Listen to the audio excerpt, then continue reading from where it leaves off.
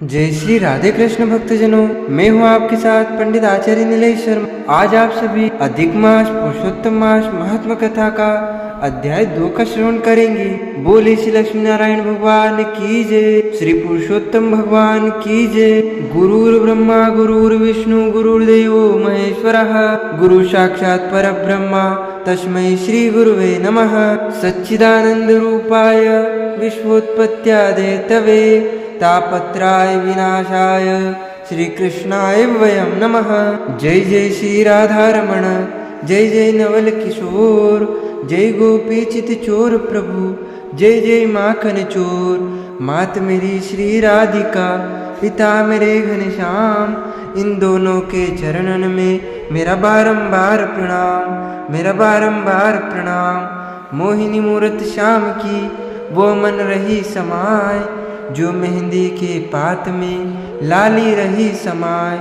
धन यौवन के दिन उड़ जाएंगे जैसे उड़े कपूर, मन मूरख तू राम भज क्यों चाटे जग दूर। राम कृष्ण तो एक है अंत नहीं निमें, इनके नयन गंभीर है उनके चपल विशेष। बोली श्री लक्ष्मी नारायण भगवान की जय, श्री वृंदावन बिहारी लाल की जय, गोपाल कृष्ण भगवान की जय, गिरिराज धरण की जय, श्री वल्लभाधीश की जय, एक की जय, श्री गोसाई जी परम दयाल की जय, श्री गुरुदेव की जय, श्री राधे रानी सरकार की जय। सूत जी बोले, राजा परीक्षित के पूछने पर भगवान शुक्र द्वारा कथित परम पुण्यप्रद श्रीमद् भागवत सुखदेव जी के प्रसाद से सुनकर और अनंतर राजा का मोक्ष भी देखकर अब यहाँ यज्ञ करने का उद्यत ब्राह्मणों को देखने के लिए मैं आया हूँ, और यह यज्ञ में दीक्षा लिए हुए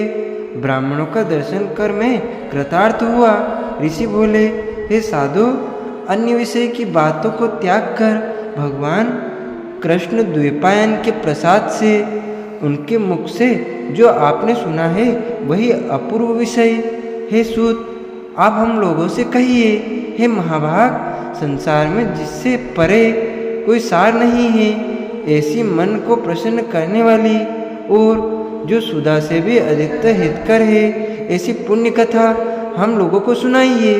सूत जी बोले, विलोम ब्राह्मणों के चरु में क्षत्रिय का चरु मिल जाने से उत्पन्न होने पर भी मैं धन्य हूँ। जो श्रेष्ठ पुरुष भी आप लोग मुझसे पूछ रहे हैं, भगवान व्यास के मुख से जो मैंने सुना है वह यथा ज्ञान में कहता हूँ। एक समय नारद मुनि नर नारायण के आश्रम में गए, जो आश्रम बहुत से तपस्वियों, सिद्धों तथा देवताओं से भी युक्त है, और बेर, बहेड़ा, आंवला, बेल, आम, अमड़ा, केत, जामुन,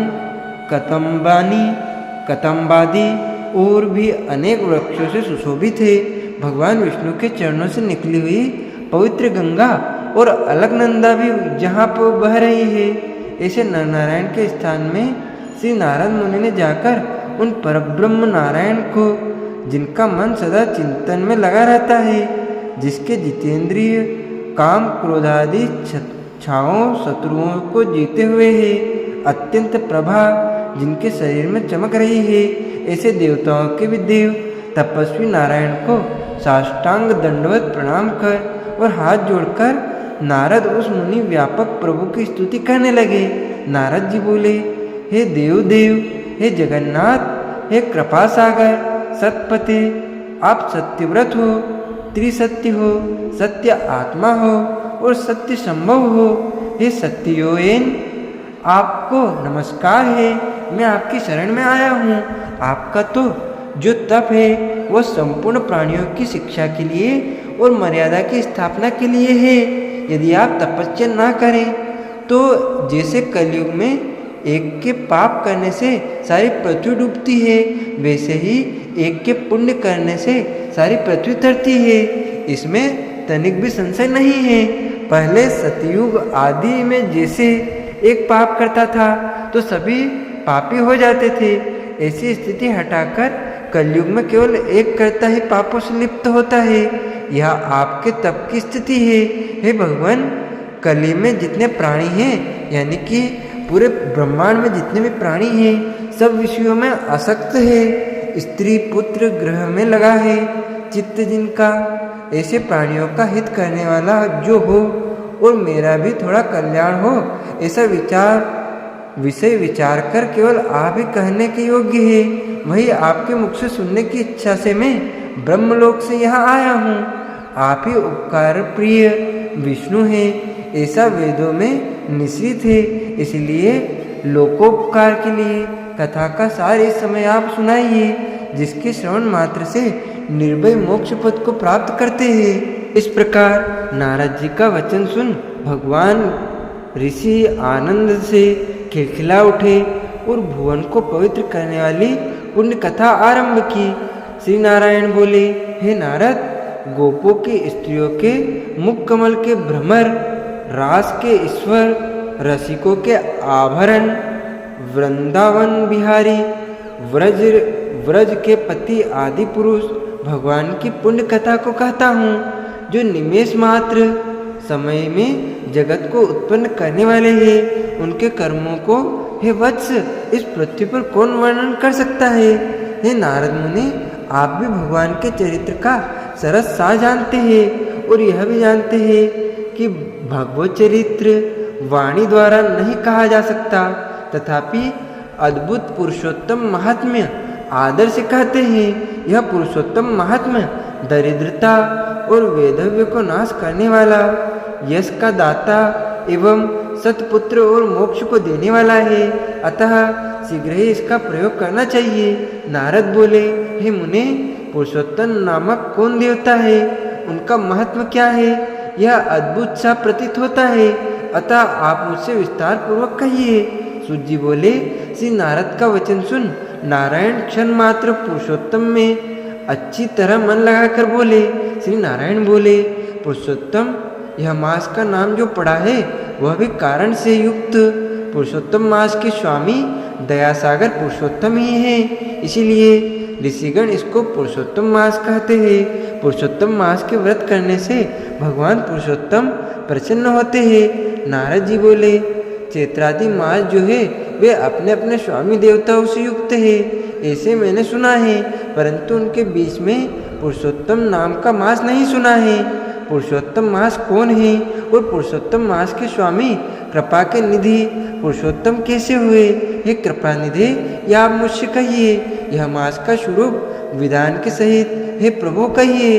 हे सतपते, इस मास में क्या करना, कैसे स्नान करना, क्या दान करना, इस मास का जप पूजा उपवास आदि क्या साधन है, कहिए।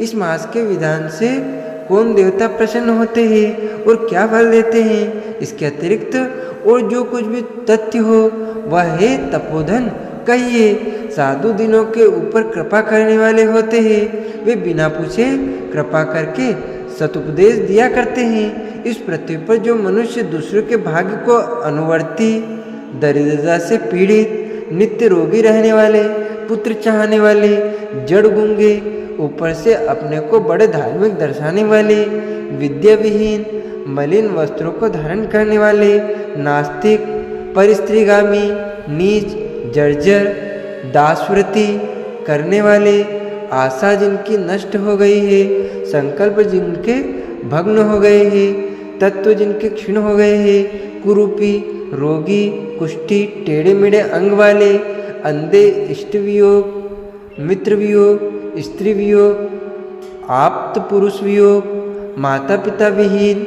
शोक दुख आदि से सूख गए हैं, अंग जिनके अपनी इष्ट वस्तु से रहित उत्पन्न हुआ करते हैं, किस अनुष्ठान के करने और सुनने से पुनः उत्पन्न ना हो। हे प्रभु, ऐसा प्रयोग हमको सुनाइए।